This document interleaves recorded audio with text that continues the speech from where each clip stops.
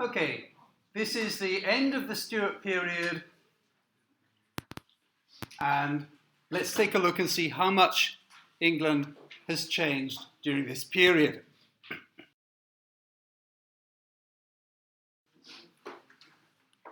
We saw the restoration, bringing back the king after Cromwell. We saw the glorious revolution, bringing a change in the king so that James II was kind of pushed out and his daughter came with her husband William because they were Protestants and the country wanted a Protestant ruler.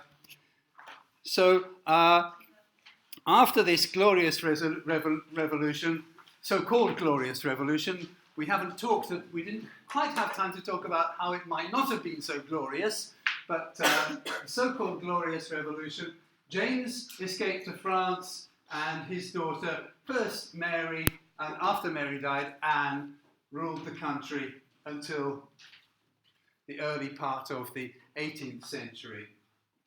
And they ruled together until Mary died in 1702. And then she died in 1714. She'd had a rather terrible experience of having 5 children who were stillborn, another 5 who died at a very early age, and a total of 7 miscarriages. Give you an idea of just how dreadful it could be for mothers in those days.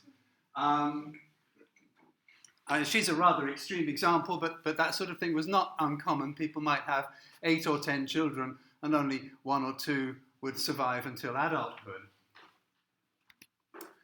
And so basically then, when she died with no children, that was the end of the Stuart line, and there were some attempts to bring back the Catholic Stuarts, remember the son, that little boy that James's Portuguese wife had, was the reason for her, for his daughter being invited to come and take control.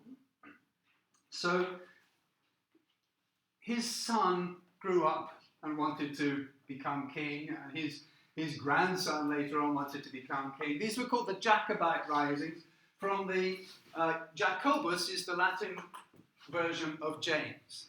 So the Jacobites were the supporters of James. Later on it was Charles, the grandson, but they still used the name Jacobites. So these were the supporters of the Catholic side of the Stuarts.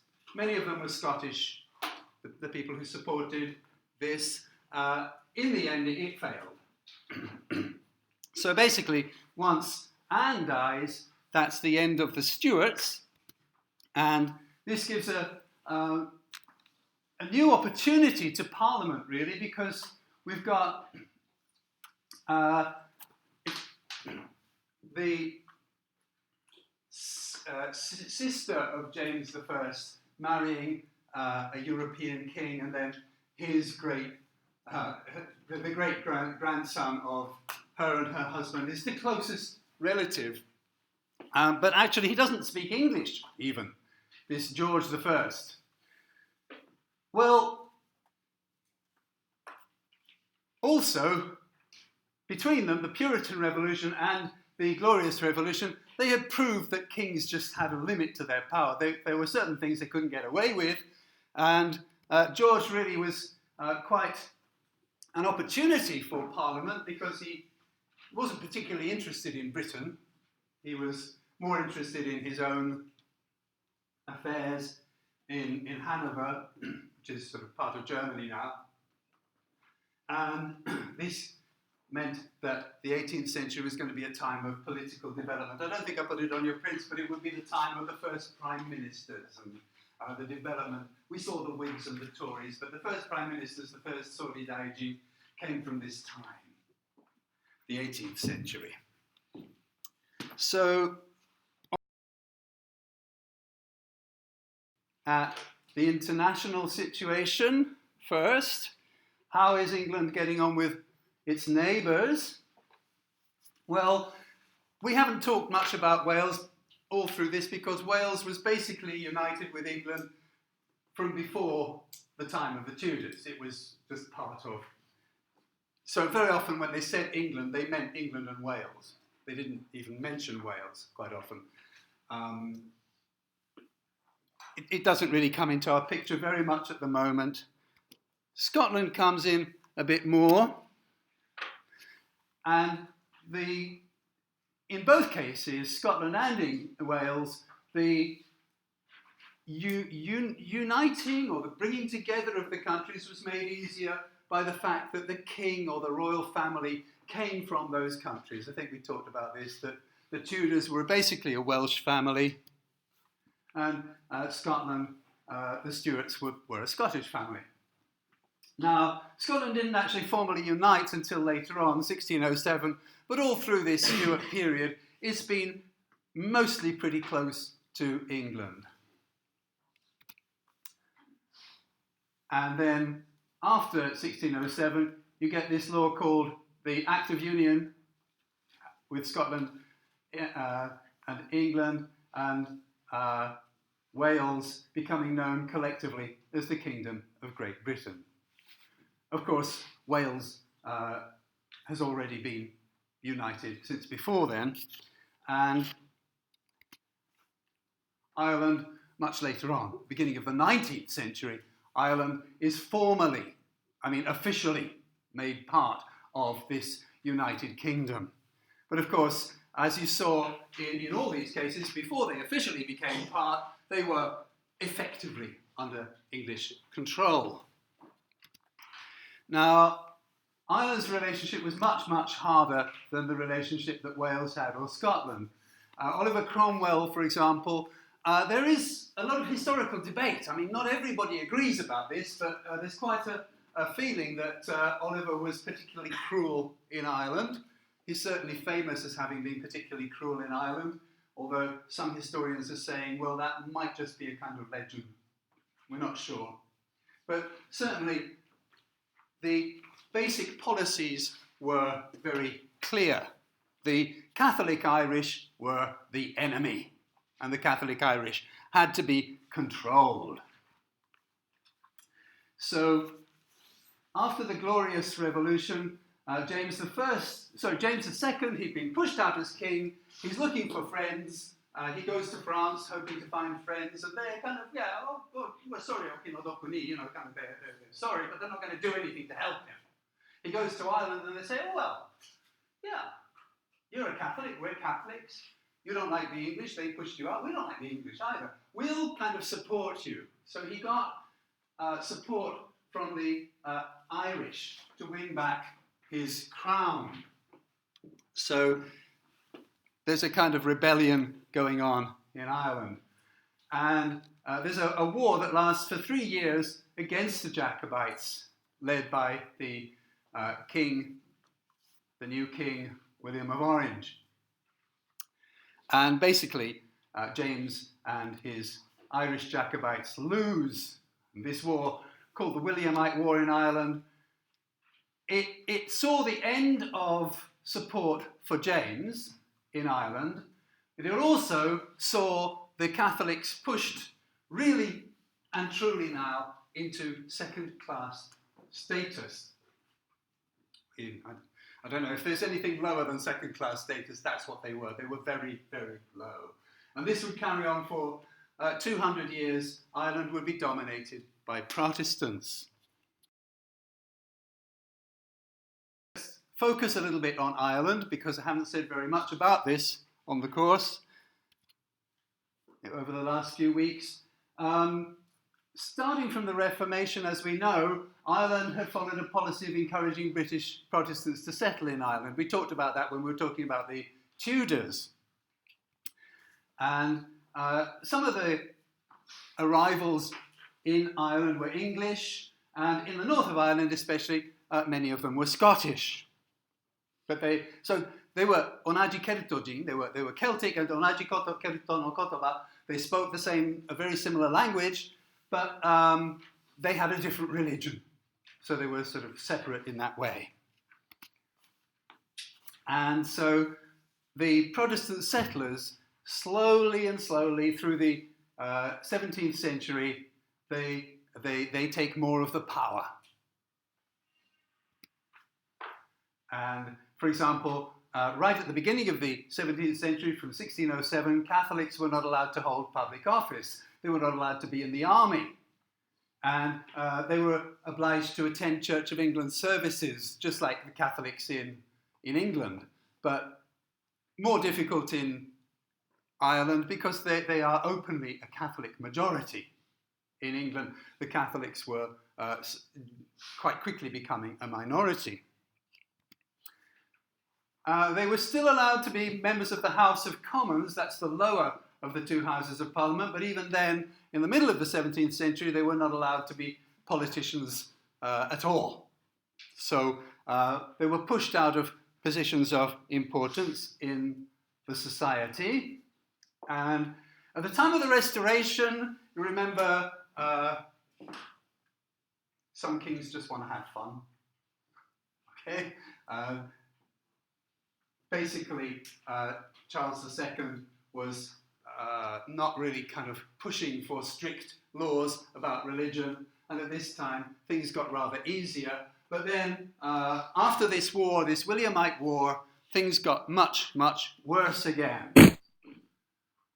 Catholics can't marry Protestants. Okay? They can't teach or run a school.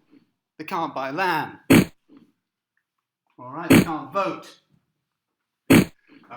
Protestants may not become Catholics. Catholics can't inherit Protestant land. The Catholics cannot practice the law. Catholics are not allowed to go abroad to be educated. They can't even own a good horse. Okay, a good horse might cost £500. Very, very good horse might cost £500. But a typical price would be about £200. So you can imagine £5 would be a very poor horse. That was the, even if they had the money, they were not allowed to look like gentlemen.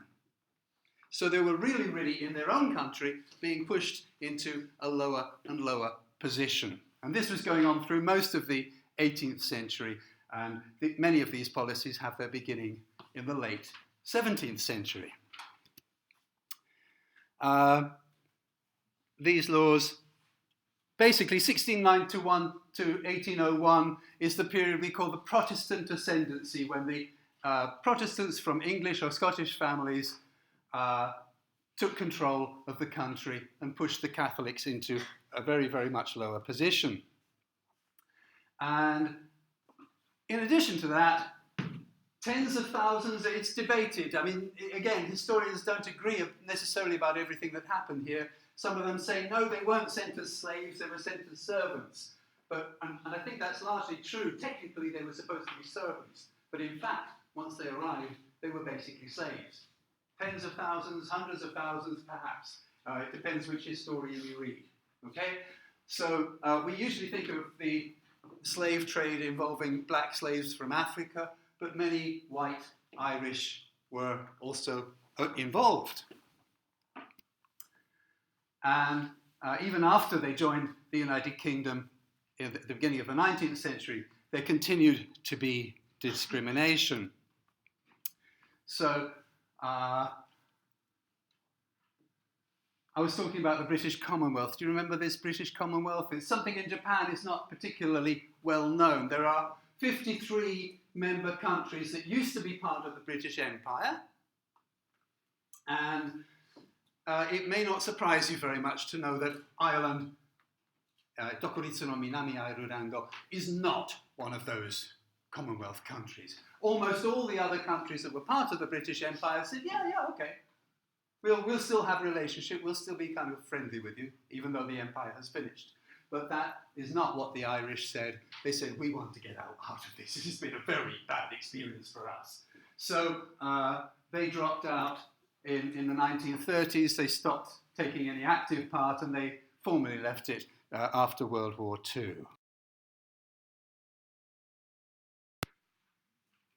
England, and firstly, we looked at England and her closer neighbours. Now let's look a little bit further at other parts of the world.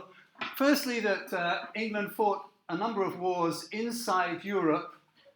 There were 3 against Holland, called the Anglo-Dutch Wars, which were quite important because, actually England really lost control of trade during the 17th century there, and Europe, it was in strong competition with other European countries such as Holland, Spain, France. These countries were also developing colonies around the world, and at this time England was more or less unsuccessful, and Holland won control of the major trading routes, but later on that was going to change. For the first half of the 18th century, England was mostly fighting against France, but also with other European countries. And by the time those wars ended, in the middle of the 18th century, basically Britain had an empire. And of course, they were basically trying to control colonies in other parts of the world outside Europe, and they were trying to control the trading routes, because that's what these European empires were about. They were about trying to get trade and to get markets. So by the end of that fighting, in the middle of the 18th century, England, and from now on I should call it Britain, because these countries are now united, Britain had beaten the other European rivals and controlled a much bigger and more powerful empire than most other countries did. And that was only going to grow and get bigger and bigger. So here is where I want to put in the maps. If we look at the beginning of this Tudor period, England had control over very little. It didn't really have control even over all of Britain. If we take a look at that, you can see part of Ireland, not Scotland, all right? Can you see England is really just a small country. It's got Wales, it's got part of Ireland, but it's not really a big, important country in the world. So things move on a little bit, and by 1660, by the middle of the 17th century, England's got effective control over the whole of the British Isles. Ireland, Scotland is all under English control, and also it's establishing colonies, which on the map you can see marked in red here, all around the world. Africa, India, the Americas. These are British colonies. And over the next century, we move forward 100 years, it doesn't look like much has changed in a way, all right? It seems fairly similar, but actually an awful lot has changed. The infrastructure in these areas has become much, much stronger. From little wooden houses, it's gone to houses of bricks. From little paths that they are cutting through the jungle, it's gone to big roads. Okay, they've developed the infrastructure. And there are also huge farms producing huge amounts of food that are getting shipped around the world. It may not look like much in difference of territory, but it is a big difference. And if you just look at territory, you can see, if you look carefully, you can see that that's the way it was in 1660. And can you see how some of these areas are getting a little bit bigger, okay, or extending, with some new areas coming in. But the real change is in the quality of life and the quality of control and the infrastructure in those different areas. And of course, by the early 20th century, look what had happened. Oh my goodness, I mean, this was the biggest empire that the world had ever seen. All right, the Romans, were tiny by comparison. All right, no country has ever controlled as much of the planet as the British did for a period of, well, I suppose, take it all together, 100, 150 years, I suppose, when it was, that kind of size, or getting towards that kind of size. So, it was a really big thing that was getting started already in the 17th century. And today, oh dear, more or less gone back to the beginning, hasn't it? Again, only part of Ireland. And Scotland, well, 2 years ago, Scotland was voting for independence and nearly took it. I mean, we could be looking at a map now that was actually more or less the same as, the beginning of the Tudor period. All right? Although I'd say, there is still some shadow, some sort of result from that empire period. It's not completely disappeared. There are little overseas territories. You'd have to have sharp eyesight to notice them. Right? That's the biggest of them. Do you know what that's called? The Falkland Islands. Okay, before most of you were born, Margaret Thatcher fought a nasty little war with Argentina over those islands. So the Britain is still hanging on to what it's got left, and what it's got left, actually, there are several little islands around the world and places. So, for example, there's a part of the south of Spain called Gibraltar. That's British, all right? There are little islands in the Pacific and the Atlantic, parts of the Caribbean, just little areas that are still British. The British flag is flying.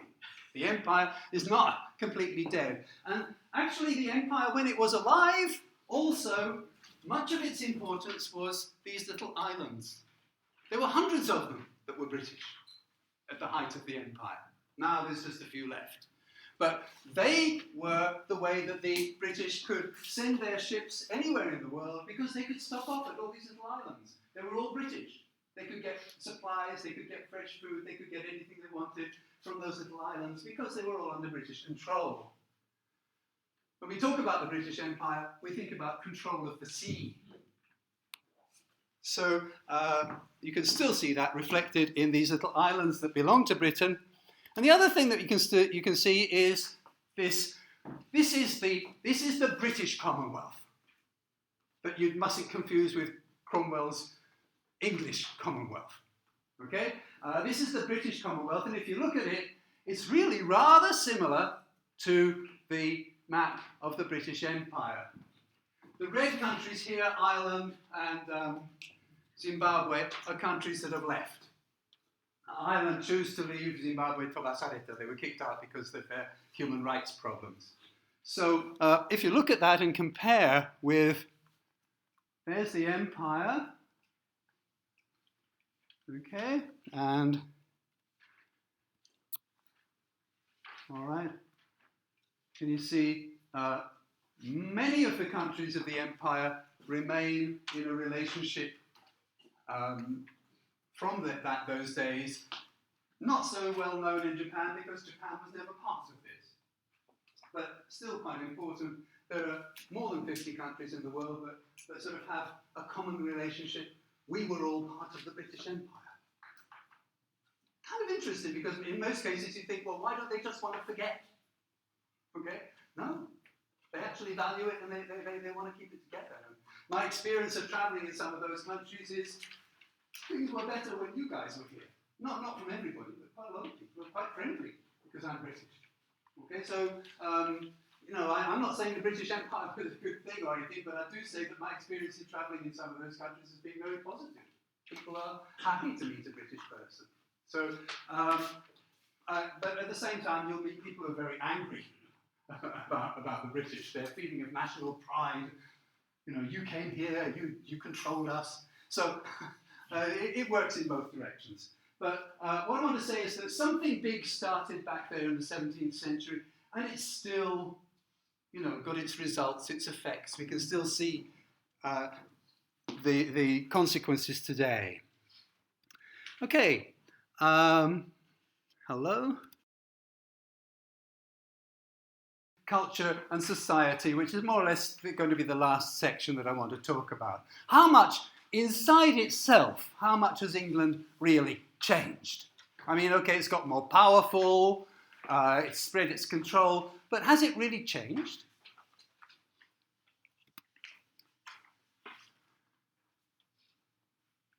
I'm particularly interested in the way that people thought about religion and life. At the beginning of the century, they quite typically, people felt their life was just, we are here to get a chance to go to heaven or not. That's what life is. It doesn't have any other, nothing else is really important. And by the end of the 17th century, people had started to change. I mean, of course, there were always people who wanted the pleasure principle, okay? But when the king, Charles II, came in, and he was, I just want to have fun, okay? When he came in with that way of thinking, it seemed as if the whole country sort of changed its approach. Of course, that's not going to be true. The Puritans were still Puritans, but there was no chance of them ever having any real control. People had already had that experience. We tried it your way. We tried the strict religious way. We didn't like it. Okay, we prefer to have fun. We prefer the pleasure principle. So let's move away from that way of thinking that our life is here to suffer for the sake of religion. Let's be more enjoying our life that we have here on this planet and making progress in this life.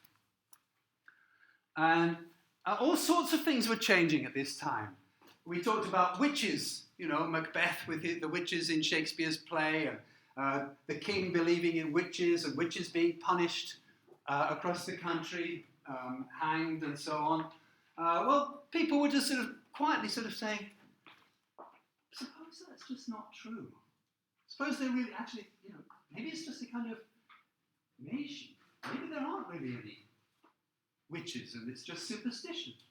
So they were changing that. Science and philosophy were developing, and Gene King, human rights, was something that was beginning to exist. Even the idea of human rights didn't come across very much 100 years ago before this. You were just lucky to live your life. You didn't have any rights. In 1689, there was a landmark piece of legislation which was called the Bill of Rights. And let's just take a look at some of the things that it said. There's going to be frequent parliaments and no taxes except the ones that Parliament agrees to. Freedom of speech. Laws can only be ended if Parliament agrees. Free elections. No cruel and unusual punishments. No armies in peacetime. And Protestants have the right to bear arms, carry guns. I don't know if any of this looks familiar to you, but if you studied American history or French history or other countries, you might sort of notice some of these things. Let's start with the so-called fundamental laws of England, which these basically became, and move on to the American Declaration of Independence, which includes things like cruel and unusual punishment, the right to bear arms, these sorts of things. We move on to the American Bill of Rights, which again repeats the same kind of language. These laws were, well, I've got them floating around. They were floating around. They were. We've got the French Declaration of the Rights of Man. Okay? Again, taking the same language, taking the same ideas, and talking about more recently, cocooning the United Nations Declaration of Human Rights and the European, somewhere or other, there it's at the top there, the European Convention on Human Rights. Not sure if that was a really good idea, that one. Let's stop them for a minute. Oh no, that's the wrong place.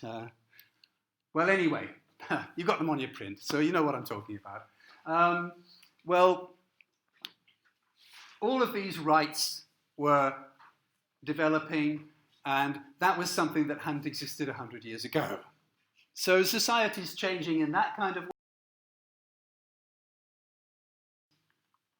Society is becoming more urban. One of the things that Britain was to do, it had the biggest empire the world has seen. It had the world's first Sagyo Kakume, the Industrial Revolution. It was the first major country in the world that had more people living in cities than in the countryside. You've got a rapidly developing urban society.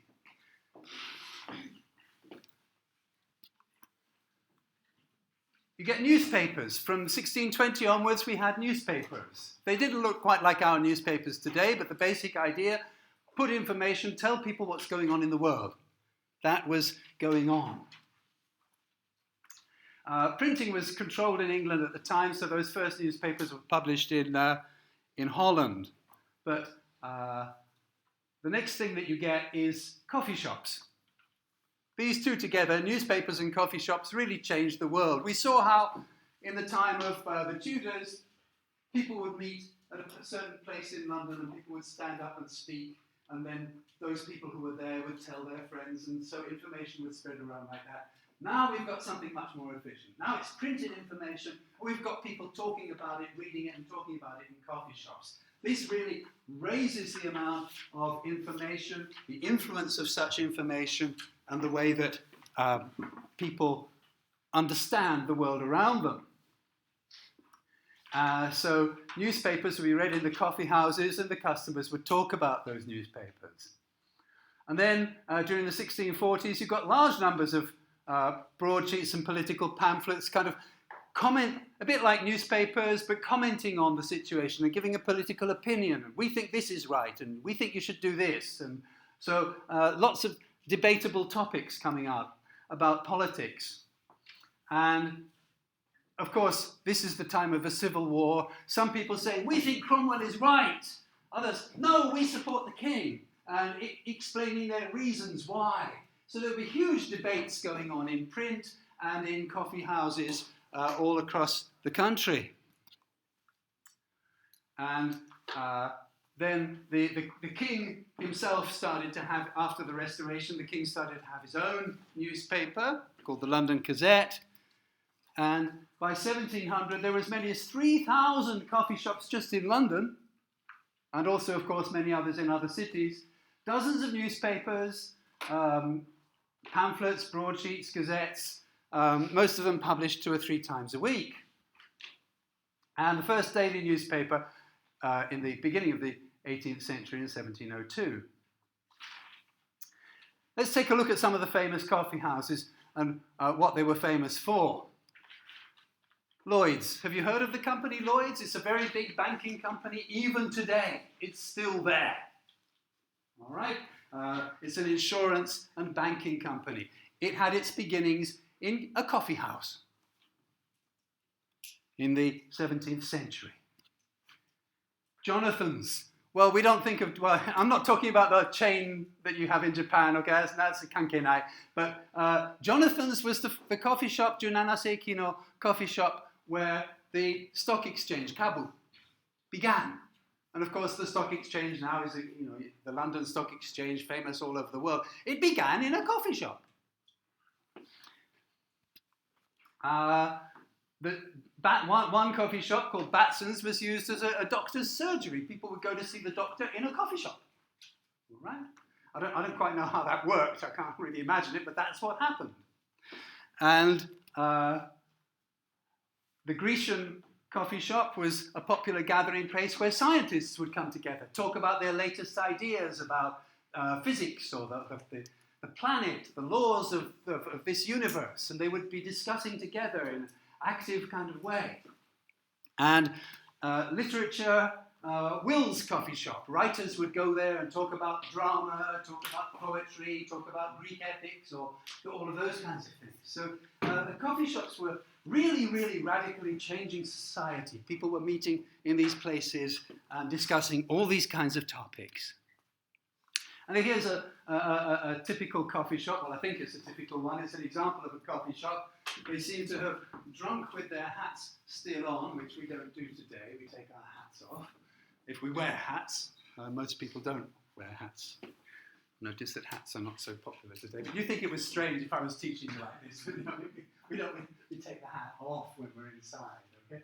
But in those days, they just kept their hats on. They drank the coffee and they talked about whatever political or social or technical, scientific or keizai, economic, whatever. And the different coffee shops had different sort of senmon, specialisms. And other shops were opening up as well. Christie's, Sotheby's. These still exist. They're still around the world. They're very, very famous auction houses. Twinings. You know Twinings, even in Japan. You have Twinings tea in Japan. I think maybe you've drunk it, okay? Fortnum & Mason, if you want to get some quality groceries, these companies still exist. Well, they started in the late 17th or early 18th centuries. So society was really, really moving into something much, much more similar to what we know. People went shopping at Fortnum and Macy's 250 years ago. All right, people went and got their Earl Grey from Twinings 250 years ago. Okay, more. Okay, so really, society is moving much more into a world that we can recognise. So, just finally, then, science and technology. Again, huge advances, huge developments being made. Starting, well, Francis Bacon would be, he's considered to be the father of modern science, developing the scientific method. And Francis Bacon, he covers the Tudor period as well as the Stuart period. He's kind of covering both. Okay, he died in sometime in the 1620s or something.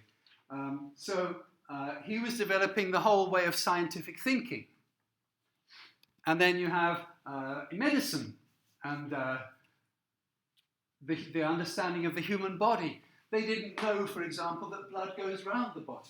They thought that blood just stayed in one place. These people discovered things like circulation of the blood around the body, body temperatures, all sorts of developments in medicine taking place. Modern chemistry. Boyle's law is still part of modern chemistry, and Boyle is one of the founders of modern chemistry. The Royal Society, starting in 1660, the Royal Observatory, the observatory where they would be studying the stars, studying the planets. Britain jumped into the lead here again in the race to map the skies and understand the movements of the planets. And then Isaac Newton, perhaps the most famous of all of these, who formulated the laws of motion, the man who watched an apple falling from a tree and thought, there's a force, there's an energy that makes things fall. Gravity. Okay? That hadn't been understood until Isaac Newton came along. So, altogether, these people were changing the world. And the early modern period was moving into something called the Enlightenment, also called the Age of Reason. Something like the world we have today, where I hope you don't believe in witches, okay? I hope you don't think it's a good idea to burn people when they think differently from you.